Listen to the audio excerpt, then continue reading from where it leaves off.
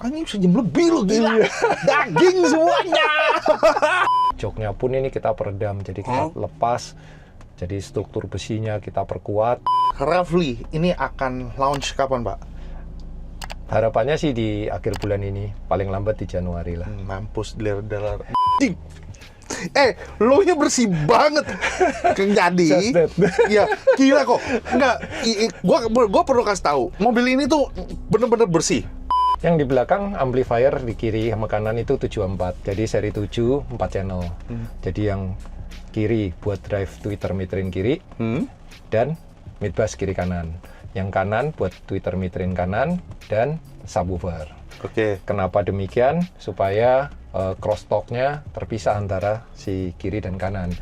Oke. Ya, karena gimana pun kan kalau 1 dan 2 itu biasa dengan 1 op-amp, maka ada keterbatasan. Makanya kalau dipisah jadi tweeter dengan midrange, bukan kiri dengan kanan.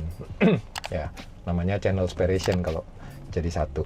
Nah, ini lebih bagus lah karena beda ampli kan. Jadi channel separation kiri kanannya kan terpisah, beda ampli. Iya. Nah, gitu. Terus di belakang kiri itu ada aki, di belakang kanan ada kapasitor, di tengahnya itu ada subwoofer.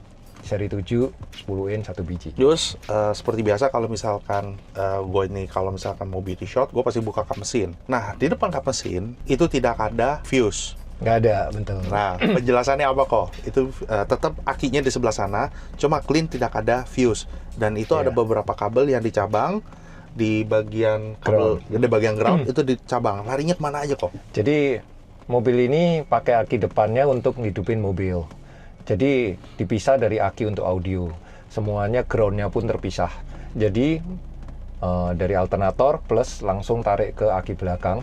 Jadi aki belakang ini untuk menghidupkan audio. Kalau kita untuk demo seperti ini, hubungan antara alternator dengan aki belakang kita putus. Jadi nggak ngisi, tapi mengandalkan aki aja. Tujuannya karena alternator itu kan kotor, dia AC.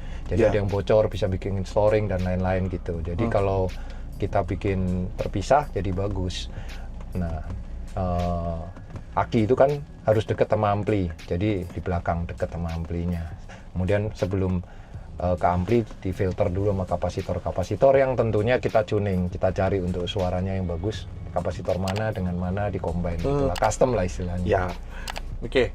Terus perkabelannya kok dari depan ke belakang. Nah, kalau kabel depan itu kan kena tadi yang di paralel 3 itu sebenarnya groundnya aja, tapi groundnya sebenarnya ini floating, jadi setiap produknya ini nggak ada yang kena ke bodi mobil.